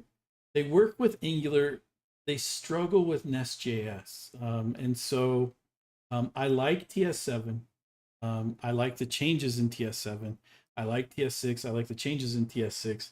If you're going from TS5 to TS6, make the deprecation changes, and then going from TS6 to TS7 will be easier. If you're going from like TS5 to TS7, it's gonna be painful because all of the stuff that was deprecated in 6 was removed in 7.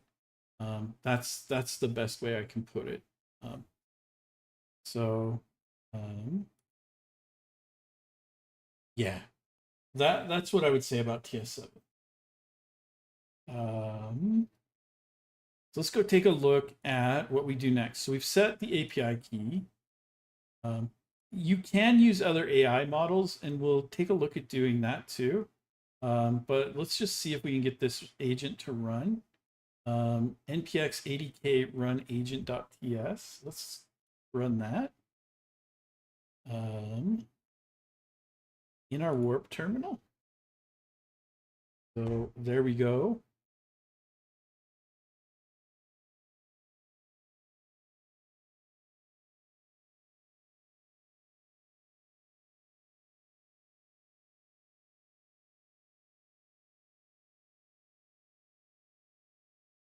Oh man.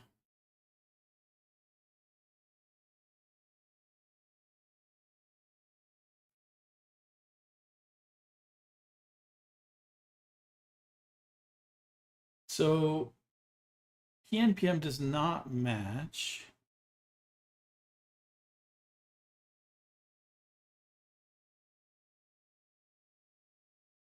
What does that mean?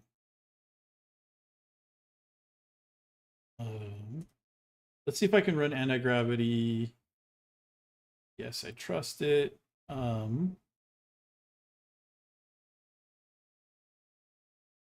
When I run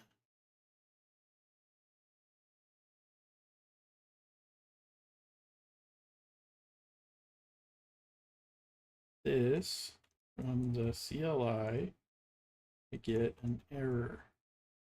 Do I fix it? So I think oh, come on.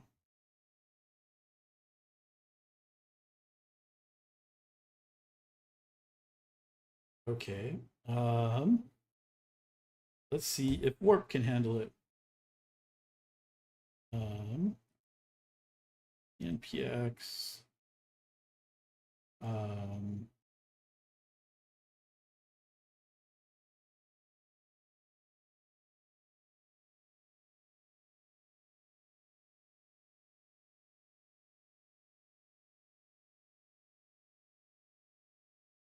So let's just run npx.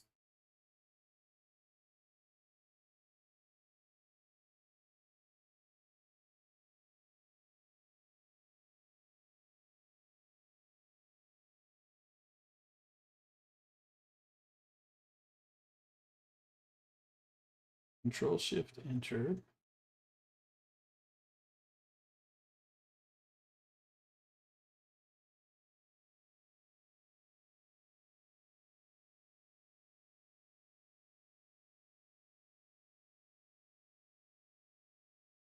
So why do I get this error?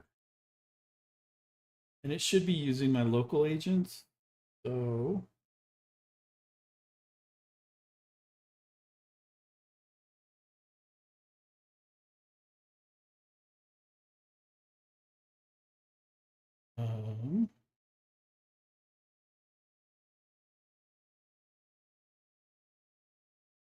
great. So pnpm exec.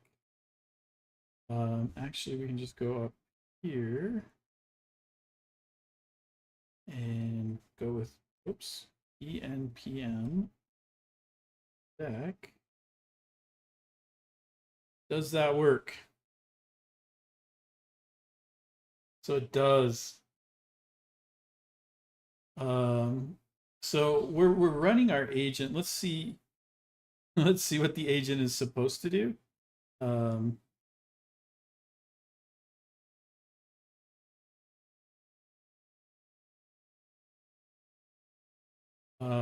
Yeah, let's ask it what it can do.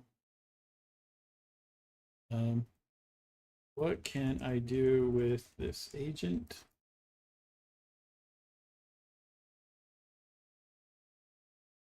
So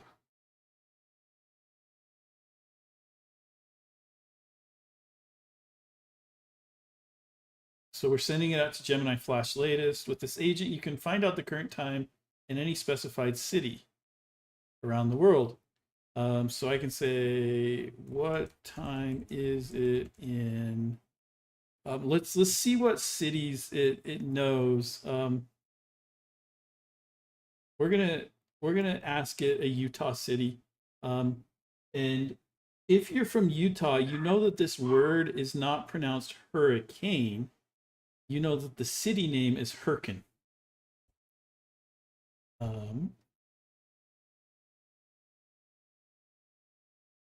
10:30 a.m. That is not correct. That is not correct. Where is the city in your last response?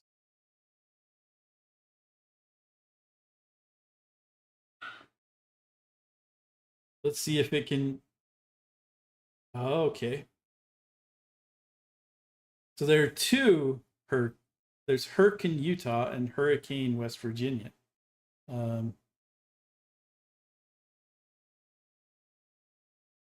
one in Utah. So it should tell me it is not 10:30 a.m. That is way wrong. The current time in Hurricane Utah should be 11:50 a.m. because that's the time where it is here. Let's just see, what time is it in LA?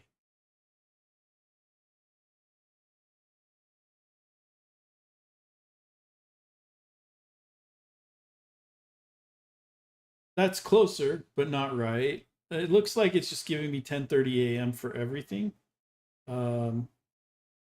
What time is it in La Eterna Primavera, Guatemala?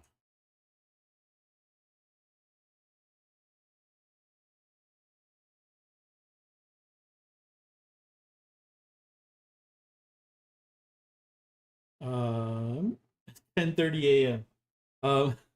What time is it in London? If it says 10:30 a.m., I think our model's broken.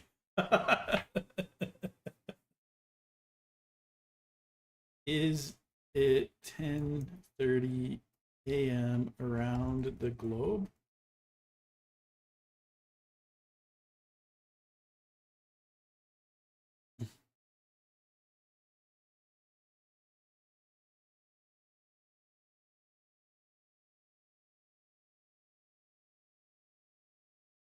No, in the real world, it is definitely not 10:30 a.m. everywhere. The Earth is divided into 24 different time zones.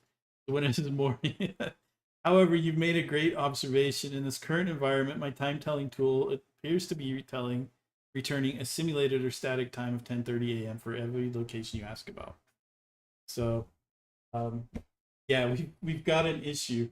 Um, we've identified an issue um,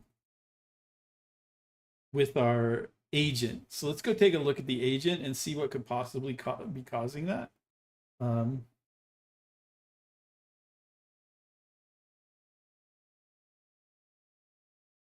Gemini Flash latest.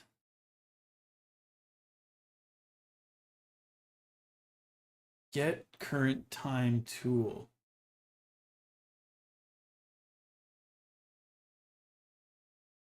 So this is the root agent, and we've exposed a tool. Um, and this tool, the get current time tool, returns the current time in a specified city. And we're using Zod that gives us an object with a city. And when you execute, we decompose the city. Oh, yeah, our tool sucks.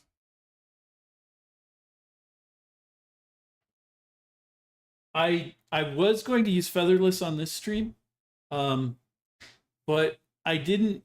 I need to spend some time with featherless, and set featherless up. Um, so I need to figure out what I wanted to do was to go into this blind. Um, and by going into it blind, we could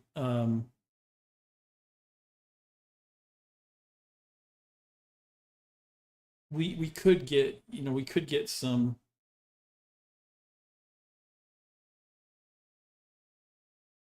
uh we could get my reactions is really what's going on. For next week, I'll do some research and we'll use different models. I'm actually going to end soon, Vortison, but thank you for showing up. I got to end in about 5 minutes. My family just got home, um, so I'm going to go see what's going on. I want to eat some lunch, and also, um, let me just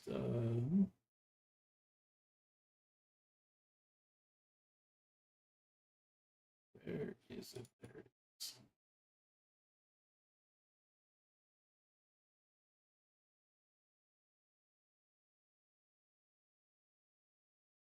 So also, um, I'm I'm working on a space age version of Factorio, um, and I want to see if I can make it to one of the planets. So um, that I'm interested in that. But here's the issue: the tool that we've given it um, only says the time in city is 10:30 a.m.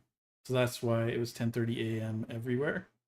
Um, but the agent itself was able to use this tool, and it uses that tool to provide answers. So let's work through in the next 5 minutes. It says that there's a web interface. Um, so let's see what the web interface is about. So PNPM exec ADK web. Very curious about that. So let's copy the URL. Let's bring it into here.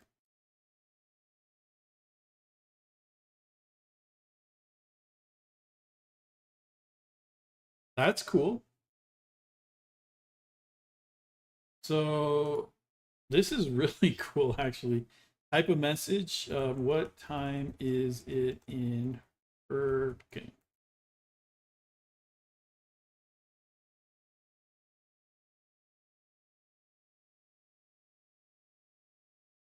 So it called get current time with Hurricane. That came back and it says the current time is 10:30. Um, so that was the response from our agent. Um, I'm curious. So the info, we get a whole bunch of info here. Um, the hello time agent. Uh,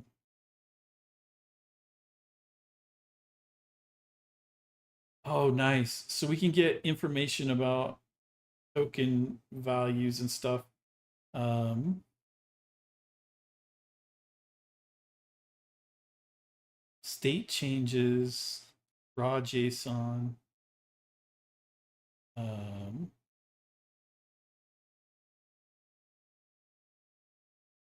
oh,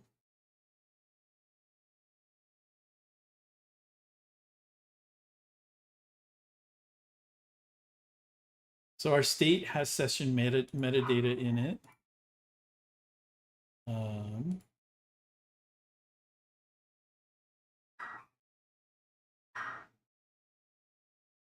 well, that's cool. And we can get traces. Um, there's a bunch of stuff here. Um, that's very cool. What time is it in Mexico City, Tokyo, and London?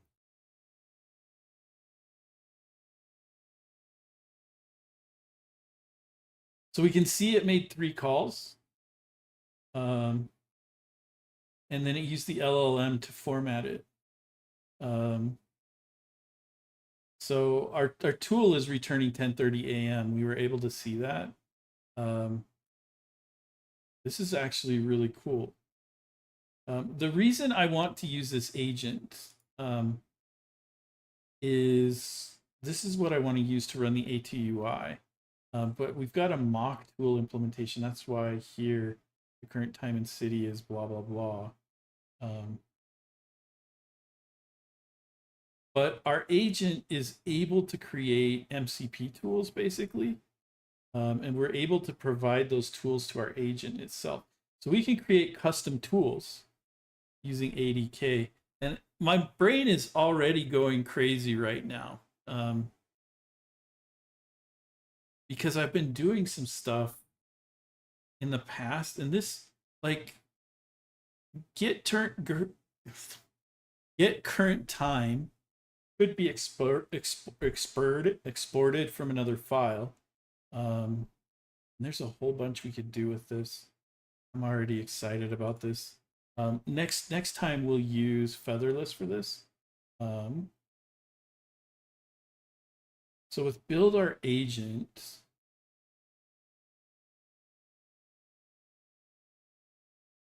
a multi-tool agent. What is a multi-tool agent? So we can do this one in TypeScript.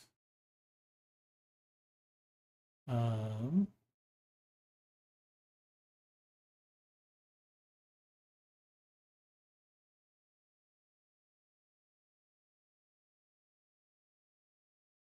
so create the agent project.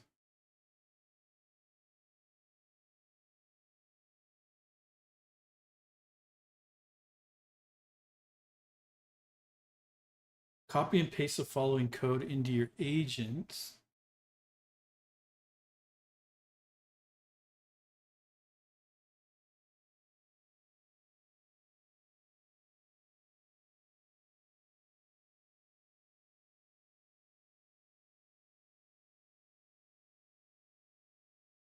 So this is adding the get weather.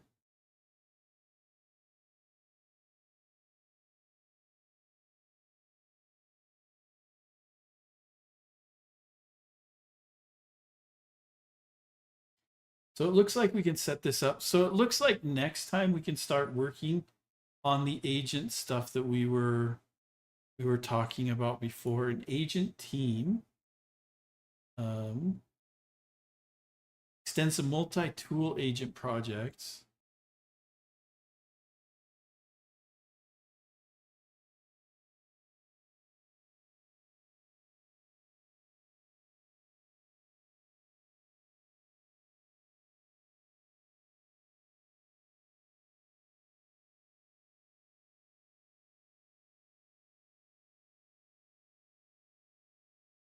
So here,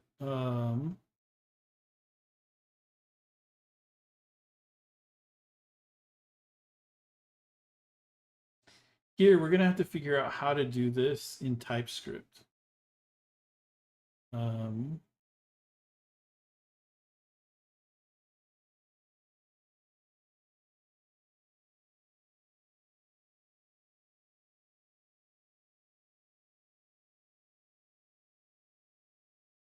okay.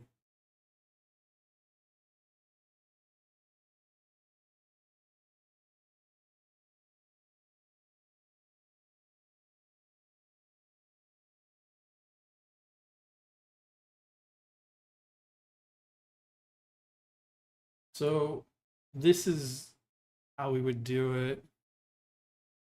Um,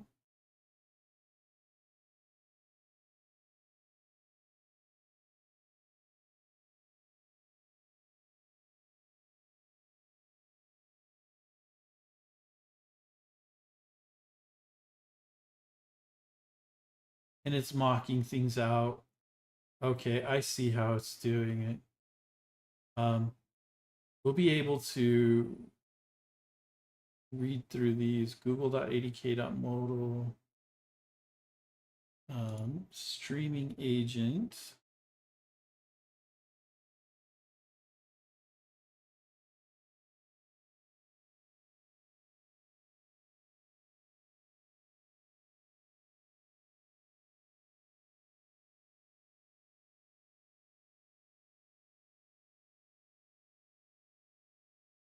You can use AI coding assistance to build your agents, and we'll probably help do that. But we'll come back, and the goal again, if we take a look at this, is like Scaladraw. The goal is to build something like this that we can fire up as an agent, and then I want to see how to get this into VS Code, um, because then we can use. Well, actually, I don't know. We'll get it into VS Code because then we can use like featherless, and keep my agent spend down. And I'm very curious if we give featherless a good harness like this. Um, can we make some of the lower end, like 27 billion parameter models, impressive? And so that's the next goal. Um, yeah. Thank you guys. Thank you everyone for being here. Um, I appreciate it. Thank you for the questions. We'll see you guys next week. We'll get Featherless working with our weather agent. Um, and maybe we'll extend our weather agent to actually get the weather from maybe like a time service or something. And then I don't know. Maybe we won't. I see how to build an agent now. And we can go back through this next time, but really it's just building the tools themselves, and then giving it an LLM agent that we can use. And we'll figure out how to make this LLM agent work with Featherless. I'll figure that out this week and then come back to you guys. Next week we'll create our tool, and then I'm not sure if I need to expose it as like an MCP or something, but we'll see how that works, and then come back next time. But this is the kind of stuff where I think, um, as Angular developers, we can differentiate ourselves if we can create custom tools for the organizations that we're working for. that can provide Angular skills to, you know, the existing tool chains. I think that there's some real value there. Um, so yeah, talk to you guys all next week. Thank you all for being here and have a great week.